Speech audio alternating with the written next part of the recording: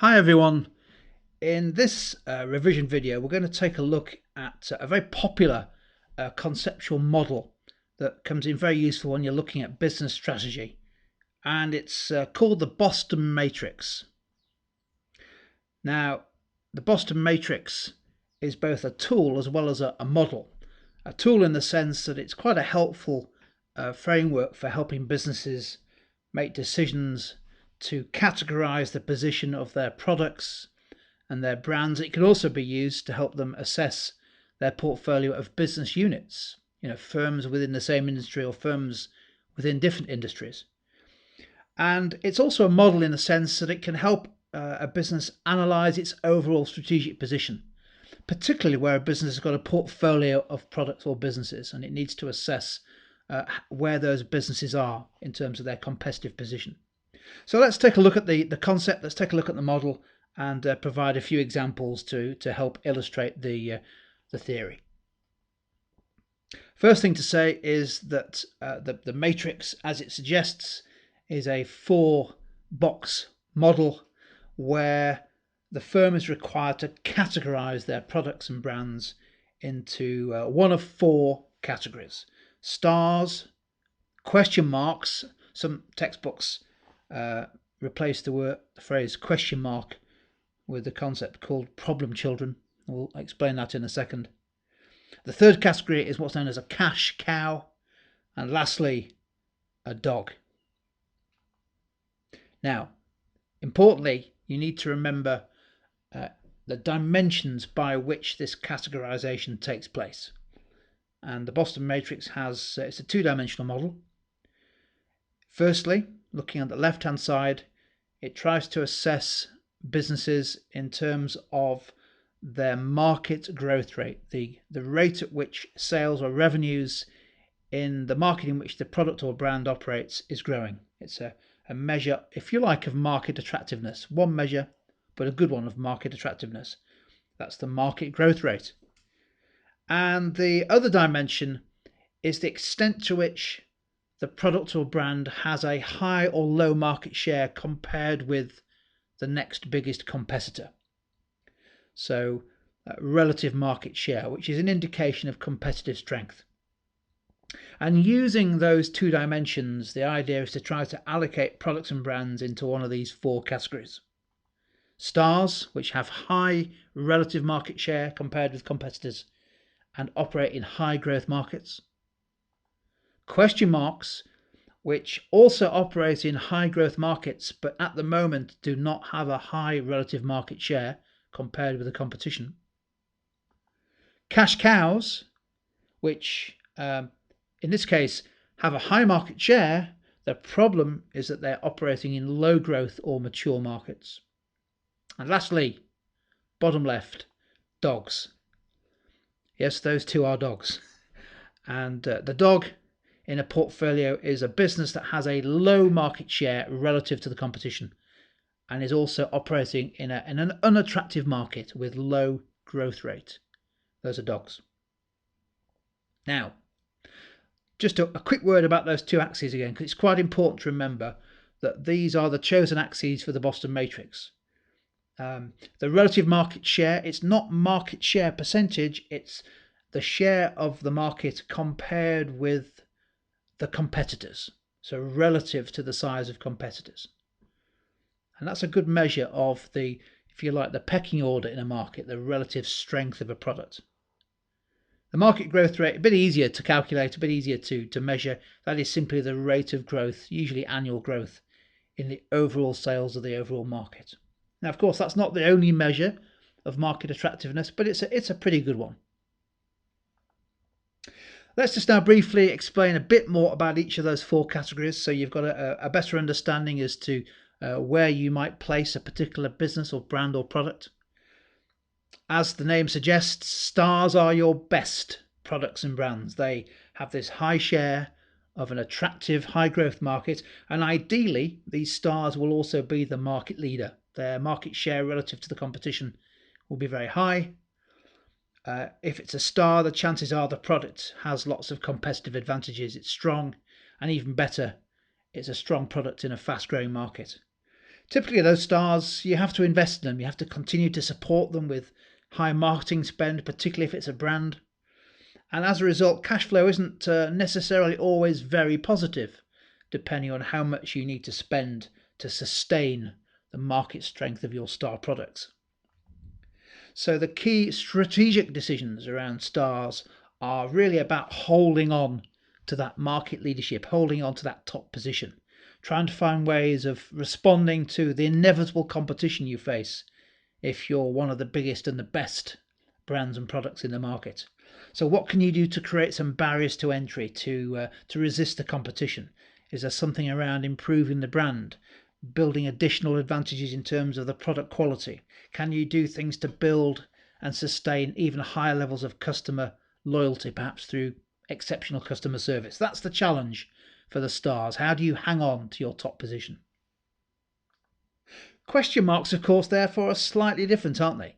These have the potential to be stars, but the issue is at the moment they're not as strong relative to the competition.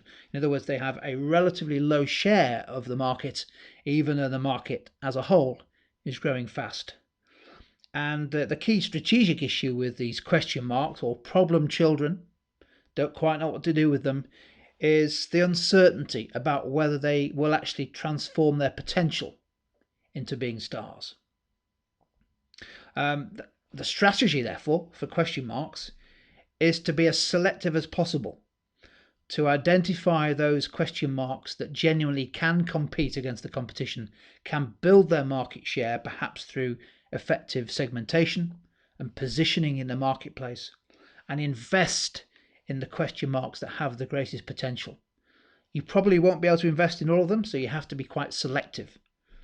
A consequence of this is that question marks also tend to have quite weak and possibly even negative cash flow because you have to invest in them. And that's the key relationship with cash cows, as we'll see in a few seconds. You need the cash to invest in question marks to turn them into stars. Where are you going to get it from? Well, the answer is you milk your cash from the cash cows, because these cash cows, whilst they're not very exciting, they are a great source of cash. Cash cows have a relatively high market share. They have a competitive strength compared with other competing products and businesses. However, the market is quite mature. It links in very nicely with the maturity phase of the product life cycle.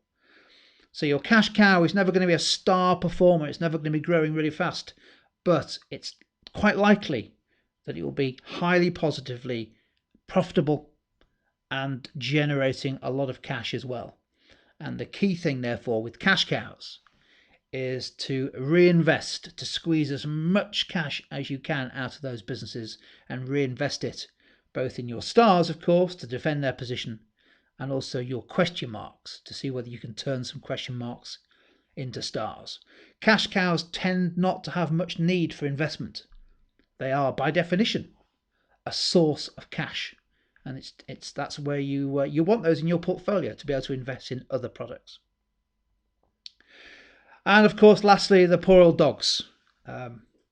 Dogs are products that have come either to the end of their useful life, perhaps they've reached the end of the decline phase in the product life cycle. Perhaps products have simply failed. You've developed a new concept, you've launched it in the market, and the market has said, it's not what we need, it's not what we want. Therefore, that product is going to be a failure. And it ends up with a very low share of a market that's perhaps also growing very low. The issue with dogs is that there's really not a lot you can do with them. It's very unlikely that you'll ever turn them into stars. Possibly could turn them into a question mark, but it may need a lot of investment. And also the point about dogs is that you've got to be prepared to accept in business you've made mistakes, and you don't want to soak up lots of management time and resource trying to turn these businesses and products around. So typically the best strategy for a dog is to try to phase it out, to find a buyer for it, perhaps to sell the product, sell the brand, or if necessary, shut the thing down. So, I mean, there we go. Those are the four categories of the Boston matrix, and the key thing to remember is the two axes. I've had a go here at just having an attempt at illustrating the Boston matrix in terms of a well-known business to see whether My categorization makes sense. I don't know what you think about these four. I think Apple, its range of smartphones is by distance the best range of smartphones in the market. I'm a big fan, and they keep reinventing and keep innovating. And there's no doubt at all that the iPhone is the driver of profit in Apple, and it's now the world's most profitable company. So I'd say that the iPhone range is certainly a star for Apple. The App Store and iTunes is a significant generator of cash because it needs relatively little investment by Apple. Profitable too. You might argue it's a star, but certainly a cash cow. What about the question marks? Well, the launch of the Apple iWatch, I think, is still, I think time will tell, of course, whether it turns into a world-beating product that we all need it and want. But at the moment, I'd suggest that there is still a question mark over the commercial success of the Apple iWatch, certainly compared with its tablet computers and the iPhones. And I was trying to search for a dog in the Apple portfolio, and I think it's probably being a bit unfair.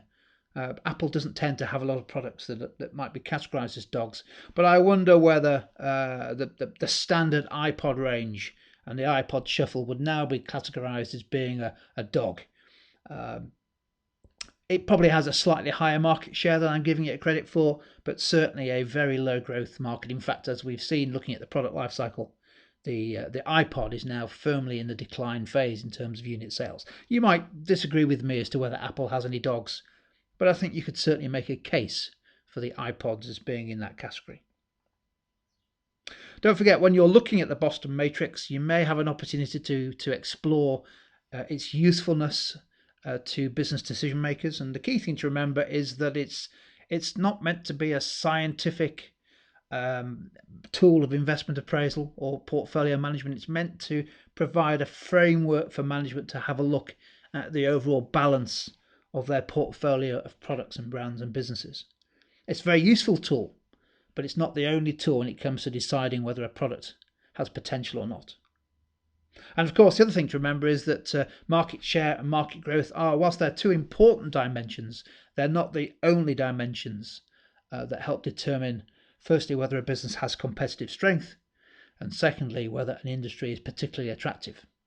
So, for example, you could quite easily look at industry profits as a better measure of industry attractiveness rather than just looking at market growth rate.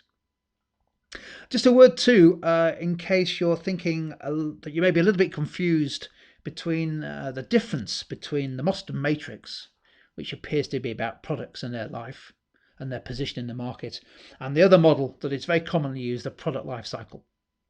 The answer is, of course, that they are linked. So as we've seen, cash cows can often be products that are at the maturity phase of the product life cycle.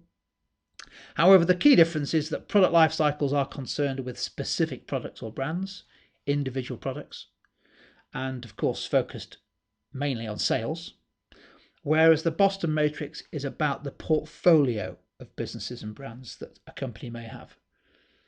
So it's not trying to predict the sales of each of those items, it's simply trying to assess where those products and brands sit in relation to each other. So it's about a portfolio management, and as we've seen as we've been through the four categories, it's also mainly about cash flow, and in particular the need for a business to have some cash cows in order to provide the finance to support the question marks and hopefully turn them into stars.